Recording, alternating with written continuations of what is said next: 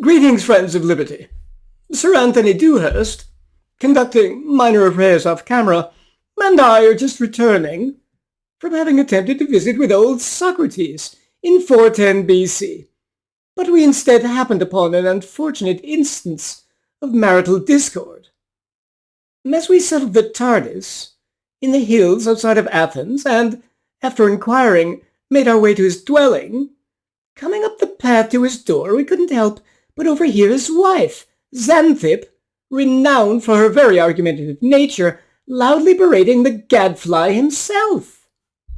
The essence of her suit appeared to be that, instead of Socrates attending to numerous household chores, she claimed over a month yet unfinished, he had spent yet another afternoon at the Agora, talking with the other philosophers, thus yet again neglecting his domestic duties. And as we both peered through the open window, we saw her, to our astonishment, pour a substantial portion of the liquid contents of a chamber pot upon the head of the dear old philosopher, who, far from being outraged, after stretching his hand out, palm upwards, simply remarked, "After thunder, the rain." And as we turned again to look at her, she, far from exhibiting the slightest expressions of remorse, gave a final rhetorical flourish to her point by pouring the remainder too upon his head, which then dribbled down upon his beard and his lap. At that moment we thought it most opportune to make our departure and present our card at a later date. Heading back now to the 21st century, in this video we shall examine the brief 8-page article freely available online, Regime Change, Repelling the DEI Assault on Higher Education, written by Peter Wood, president of the National Association of Scholars. In this article, Wood gives, on the one hand, an extraordinarily accurate analysis of the present encroachment of critical race theory and the diversity, equity, and inclusion propaganda permeating higher education, while on the other, utterly swinging and missing as to how to fix the problem. How could that be? Such complete descriptive success of AA+, coupled yet with a deficient DD+ regarding solutions. That's what I shall explain. Now, it should be said in passing that Dr. Wood, perhaps not surprisingly, being its president, is characteristic of the National Association of Scholars' approach. While they are, bar none, one of the best online resources available for documenting the changes occurring in all aspects of higher education, and an indispensable fount of knowledge through the articles of their journal Academic Questions, at the same time, they have an unfortunate blind spot concerning the free market. Dr. Wood starts the article by defining woke terms, and given that he's written one of the very best books on diversity, entitled Diversity, the Invention of a Concept, back in 2004, these definitions succeed brilliantly.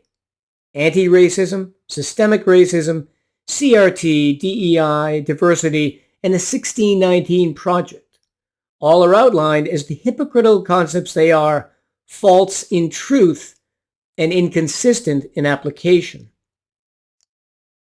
He then proceeds to describe the national peril facing us all with the propagation of these concepts, presenting a list of their popularly regarded dangers: racial divisiveness and conflict, the constant enlistment of recruits for progressivism, induced cultural amnesia concerning our history and our civilizational accomplishments, grievance-mongering for wrongs in our past, an ever greater societal mediocrity spread by lowering the standards in many sciences and institutions, a consequent loss of competitiveness with other countries, and finally, the importation of these woke ideas into American commercial and financial institutions.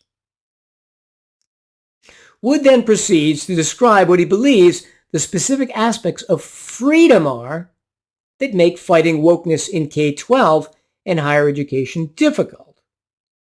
The great present independence and freedom for college professors, which means, of course, that With that freedom, they can teach DEI and CRT. Number 2, instructors having in actuality much greater control than lawmakers in determining what the pedagogical content of courses. Number 3, the First Amendment and academic freedom, which are used, of course, by proponents of wokeness to protect their ideologies. And finally, the fact that members of the education blob, administrators, unions, and school boards love these woke ideologies. So now let's ask, what has Wood done thus far? He has defined the problem and outlined the peculiar difficulties faced in solving it. Of course, if Dr. Woods had only listened to my video, The Actual Cause of Political Correctness short version, he would have known that, since the vast majority of Americans still aren't woke, wokeness can only be spread by stealing the public's money, and spending it, both in K-12 and higher education, in ways that we never would to spread that ideology. How? By funding programs and racist and sexist teachers we would never fund, and teaching racist and sexist doctrines and courses we would never attend if only our tax dollars weren't taken from us. He would have known as well that political correctness originated in the huge amounts of federal monies given to colleges after World War II, especially in the 60s and 70s, with a direct result that huge numbers of politically correct departments that we again would never have funded were created from our tax dollars.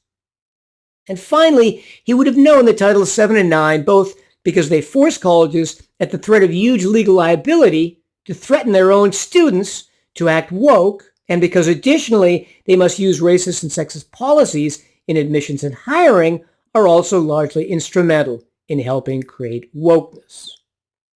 But Dr. Wood, not having watched my video, he doesn't understand that freedom is not the problem, but the solution.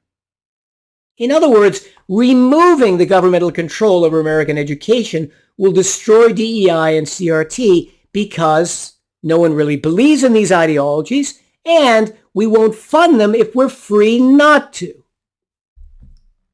So what does he offer instead? In its place, more governmental control. The exact opposite of what we need. That's his solution, and the solution of the National Academy of Scholars, apparently. He first wants state legislatures to check their state universities for the following indications of wokeness.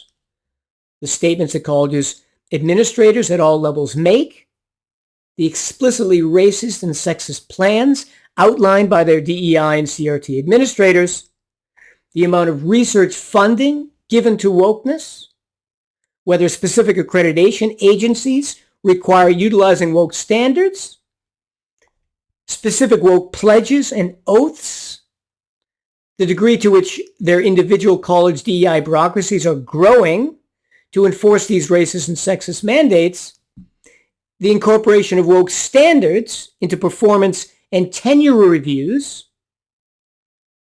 the emphasis on no longer using testing and ranking in students, and many other aspects.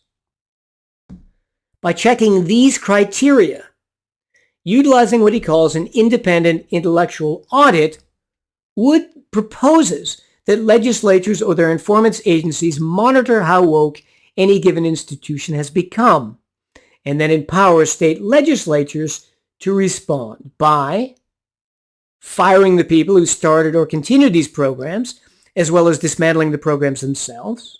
Number 2, eliminating woke training and evaluations. Number 3, requiring more openness about all these things. Number 4, creating a counter-bureaucracy to root out wokeness. And 5, and finally pulling the funding from these institutions if necessary.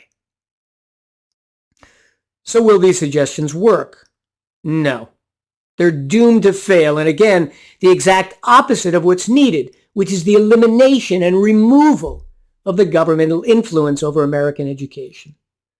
These suggestions at the collegiate level will additionally never be approved of, and if they are, will create more bureaucracies that in the end will be overtaken and staffed by those who love power and control.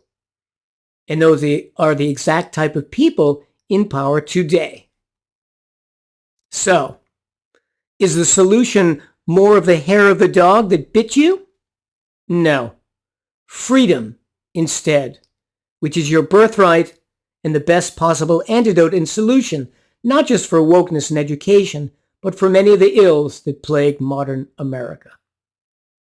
On that note, I bid you well and remain as ever the Scarlet Pimpernel.